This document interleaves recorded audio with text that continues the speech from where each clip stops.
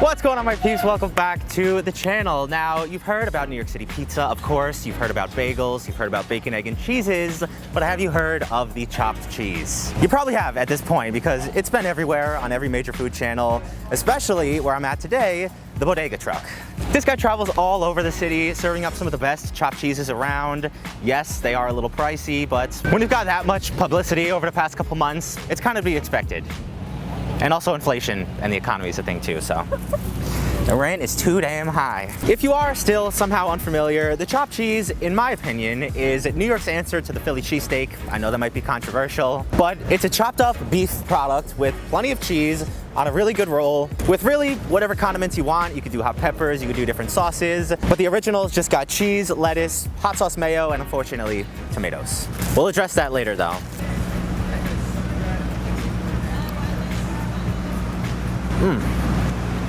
Oh man. I hope they don't use peanut oil. Yeah, I hope you were like, yeah, you moved over. I got excited, sorry. We're next to a hospital at least, that's good. That's true. Unlike all the other stuff that I listed before, I did not grow up eating these. This is something relatively new, even to me, but these are freaking slamming. Look at all the sauce oozing out of there. The cheese is so perfectly mixed in with that beef. This is good. The purpose of this video, if you couldn't already guess, is to find an online recipe that's close to this piece of culinary heaven as possible. We've got 4 really talented contenders. They all look equally unique and delicious in their own right, so let's get right into this one. The 4 chopped cheese charmers that will be entering the ring today are Joshua Weissman and Kenji Lopez Alt, Chef Jae Lee, and of course our old buddy Babish. And Joshua Weissman, you are up first today. I grabbed some ketchup and bread flour, Worcestershire sauce and cornmeal, some water and mayo, an egg and ground beef, Cajun seasoning, butter, salt and pepper, crystal hot sauce, American cheese and Swiss cheese, some instant yeast and sugar, fresh garlic and onion, some fresh serranos, and some lettuce. To the absolute shock and awe of all of us here, this is finally a Joshua recipe where you don't need to take out a second mortgage on your house or take 2 weeks off of work. If you want to replicate it for yourself, you do need a couple of hours because we're going to be making homemade bread. That's to be expected. But outside of the homemade hoagie rolls, the rest of this is very cheap, comes together very quickly, thank God. The rolls themselves take up the majority of the time with this one. It has to rise 3 different times. First, in a bulk fermentation in a greased bowl. Then secondly, when you get them divided in their little dough balls. And then lastly, when you get them rolled thin, rolled up into their final hoagie shape, and then scored with a sharp blade and of course covered to prevent any drafting or drying out of the top of the dough. They get a brush of a beaten egg white and then baked off at 375 degrees for about 15 to 20 minutes, so all in all, not too bad for these. I will say right off the bat that this video is going to present a pretty interesting and unique challenge because when I was formulating it, I pretty much based it off of the pizza video I did a few months back where I showed you the best of the best example of a good New York style pizza. Like, I kind of knew nothing was going to be better than that I made at home. But with this one, it might be different. I mean, that sandwich was good, but who's to say I don't come across something even better that I made at home? I just heard the collective gasp of 10,000 native New Yorkers, but listen guys, I'm just here to be honest and give the peeps the best advice that I can, so I have no allegiance, I have no agenda, so no hurt feelings down in the comment section after this video, please and thank you. Pretty much every stage of making this recipe smells incredible, from the bread baking and toasting to the eventual Maillard beef candy smell that you get when you're putting such a hard crust on ground beef. Chopping up all those vegetables and then the cheese into the beef just like they did in the food truck, and then finishing it off with the lettuce and a whole heaping tablespoon of the spicy mayo. And I do want to add, even though this is a little out of place, when I was eating that sandwich earlier, I couldn't place what that familiar taste and smell was. It reminded me so vividly of something else that I've had a bunch, and it only occurred to me hours later that it was absolutely like a Big Mac. It tasted and smelled just enough like it that it would remind me of that in my subconscious, but not enough that it would be like very obvious. So I'm not trying to hate on it at all. It was incredibly delicious, as I said, but that's just what it reminded me of. When it comes to Joshua's recipes and videos, he may hurt your pocketbook, he may hurt your patience and your brain cells, but when it comes to flavor, he pretty much always delivers. So let's see if it stays the same today. Does this look anything like what we ate earlier today? No, pretty much no component does, except maybe the lettuce. But does this look absolutely freaking delicious? Yes, it does.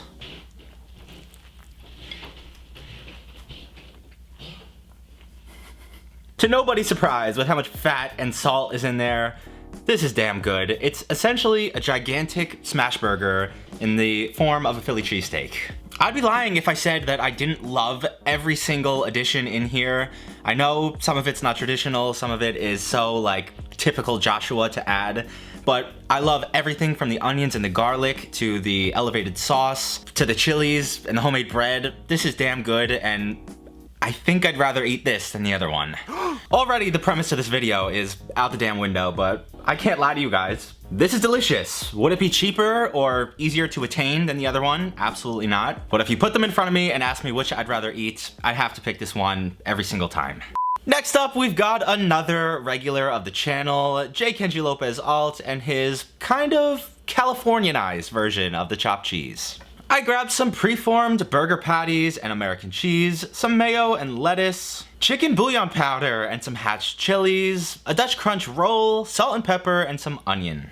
Immediately, we are toning it down a bit and coming back down to earth compared to Joshua's extraness. But I still have just as high hopes for this one, because when it comes to ingredients, this one seems to be pretty much in line with the food truck version, with the exception of the chilies, of course. But like I mentioned, Kenji's comes together so much quicker, much like all of his other videos. This is a very simple food that I'm sure is going to taste delicious, that you can have done in 20 or 30 minutes. You gotta chop up your hatch chilies, your onion, as well as your lettuce. You load your preformed burger patties down in the pan right with those onions and chop them up almost immediately. You don't want too hard of a sear on these, according to his video. And then it just gets finished with the chilies, a whole bunch of salt and pepper, of course, and eventually the American cheese. While you're forming this guy, do not forget plenty of mayo on the bread, some of your shredded up lettuce. If you didn't already realize, yes, I am omitting the tomatoes in every single one of these sandwiches today. If it's already in the sandwich and I can't really tell it's there when I'm biting into it, it is what it is. I can deal with it, but if I actively have the choice to not put it in there, you can bet your backside I will not be. But if any of you mushy and warm, disgusting tomato slice and sandwich lovers want this in your sandwich, knock your socks off, please. Just like Kenji, I rolled this up in some foil to make it easier to eat, and it is finally time to try sandwich number 2. Definitely a bit more modest compared to everything going on in the last one, but I'm just as appetized and intrigued. So this is very good. What you see is what you get, pretty much. Nothing is blowing me away by it. And although it does look like the original from the food truck a little bit more, it actually tastes less like it than Joshua's. It reminds me of it less. It doesn't have as much of that, like, just overwhelmingly Big Mac-y smash burger flavor. Probably because there's less char on the burger patties and there's no, like, special burger sauce. But this still delivers and is super satisfying. And of course, it comes together in about 15 minutes versus many hours with Joshua's. If you're in a pinch and just craving one at 3 in the morning, this should be your go-to. But if you got more time, I would still stick with Joshua's for now. Next on our chopped cheese journey, we are headed over to the Muchies channel to remake Chef Jae Lee's Korean chopped cheese rice cakes. You will need some rice cakes and fish sauce, soy sauce, mirin, vegetable oil, rice vinegar, cornstarch, and labna, garlic, yuzu juice, fresh parmesan and gochugaru, sesame seeds, Old Bay, fresh ginger and onion, sugar, fresh jalapenos, expensive American cheese, ground beef, scallions, and some miso paste. That was a mouthful, and it took me quite a few days to acquire all of the ingredients that you saw in front of you. And if you're confused as to why there's no roll or flour to create our own bread, it's because this will not be a sandwich. This one is really testing that philosophical debate, which is, at what point is the recipe you're making no longer what you're calling it? This calls back to the grilled cheese episode when we're putting Wagyu beef and chicken in there. At a certain point, it was no longer a grilled cheese, and just like today, possibly, maybe it's no longer a chopped cheese either. But that is a decision for us to figure out at the very end of this recipe. For right now though, we gotta start checking some of these components off the lists. First being some scallion infused oil. I don't mind making plenty extra of this to go on all my udon and ramen dishes over the next few months. But we also have to make some homemade soy pickled jalapenos, a miso sauce that is comprised of equal parts miso and mirin, some thoroughly seasoned beef that's gonna get browned off like the last few recipes, and then some fried rice noodles. Yeah, we got a lot going on here.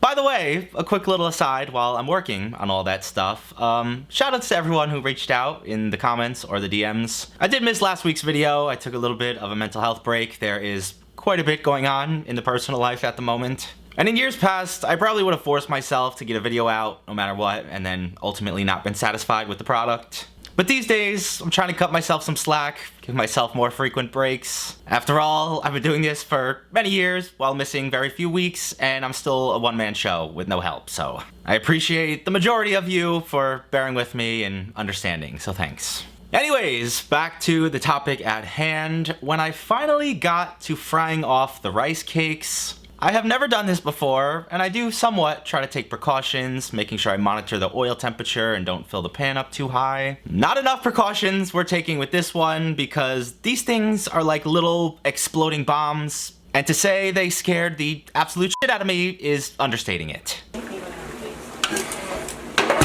Holy shit. If somebody can explain why that happened, I'm all ears. They were only in this oil for about 45 seconds before they started exploding. But I ran the pot outside and the shit literally was like exploding 10 feet into the air. So we're gonna cook a second batch, but this time in some much safer boiling water. I don't know if I'm becoming more reckless in the kitchen and overconfident, or I'm just branching out and cooking stuff I never have, but I have been on quite the streak the last few months. But finally now, our little rice cakes are cooked. Every one of our 8 other components are ready to go, so one at a time they get loaded into your pan. I can already imagine how flavorful and diverse this dish is gonna be with the heat levels of the chili and the gochugaru, with the sweetness of the miso and the green onions. Like, this should hit every single part of your tongue. Our Korean chopped cheese gets finished in a bowl, garnished with some green onions, parmesan, and sesame seeds. This thing is hella Instagrammable. The smells coming off it are to die for, so let's give this one a taste. Well, that was an adventure.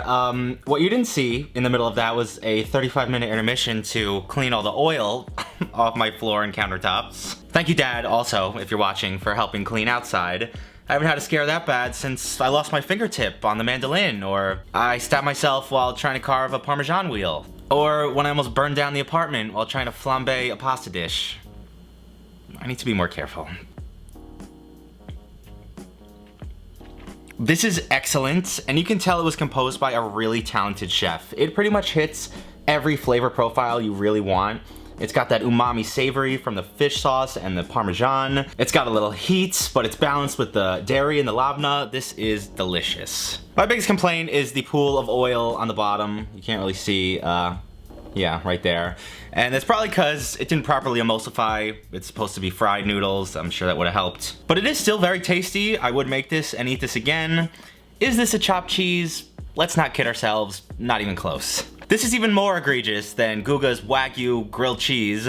It's at least gotta be a sandwich. A pasta or rice noodle dish is just too far removed. Still very good. I highly recommend you make it, maybe with boiled noodles. Just maybe not if you're craving a chopped cheese. Lastly today, and certainly not least, we've got the homie binging with Babish and his classic, as authentic as they come, New York style chopped cheese. You'll need some vegetable oil and whole milk, ketchup and salt, some bread flour and some semolina flour, mayo and adobo seasoning, instant yeast and an egg, some preformed burger patties and water, an onion, lettuce, and American cheese. You might be asking yourself, I wonder what the reasoning is that David left Babish for the very end of this video. I'm sure there's a method to the madness and a perfectly good reasoning for the order, and to that I would say, no, you're wrong. On very few occasions there is, but today I just kind of made these in whatever order I felt like. But this might end up being perfect, because when it comes to the look, at least, of those bodega style chopped cheeses, this thing has got to be on point the most. We're starting by making a super classic staple to sandwiches made around here, these long hero rolls. or as we Westchester residents like to call them, wedge rolls. I've made the mistake of traveling out of my area and trying to order a wedge many times, and then receiving a look back as if I had 12 heads. Just know that a wedge or a hoagie, hero, or sub, pretty much all the same, at least in my mind. These rolls came out looking absolutely beautiful. The crusty golden top looks so on point. We're keeping the interior of this super classic and straightforward, just with a couple of those burger patties, American cheese, lettuce, ketchup, and mayo. Once again, not a single slice of tomato will be found within a mile of this place. I do like how we're cooking the onions and the burger at the very same time so they can exchange their flavors. And then of course the secret little addition of the adobo seasoning instead of just straight up salt. There's not a whole lot to this one, but much like the deli versions, there's some beauty in its simplicity. You know, what you see is what you get. Some may say it's plain, kind of like my YouTube channel. And once everything is cooked up with that cheese melted on, it is time to assemble our final sandwich. I had a little bit of a messy time trying to construct this guy. I'm actually quite happy I elected to toast it, just because that should help with the structural integrity of everything, but regardless, this looks just as good as everything else we've made today in my opinion, so let's give it a shot.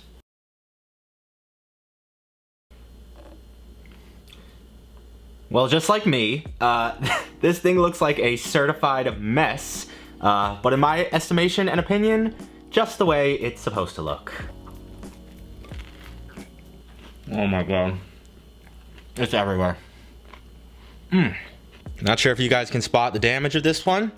This thing was on a mission to make a mess. Another great iteration, by far the best part of this is actually the bread. He freaking nailed that crunchy but chewiness of a typical New York hero roll. The inside does leave a little bit to be desired.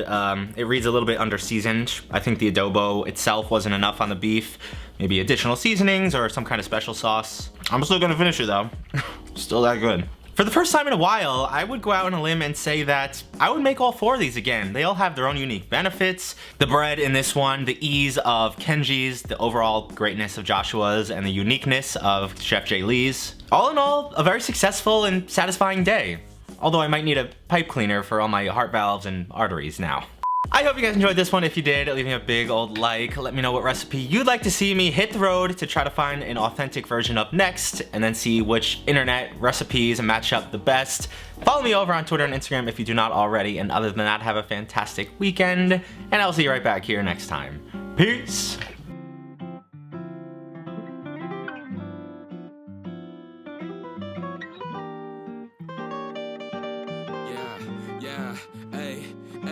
With the M without the AD. Flipping burgers and my money super lazy.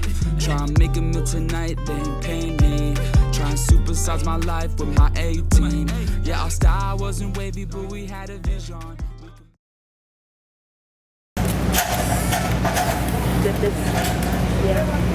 Oh, the ladder.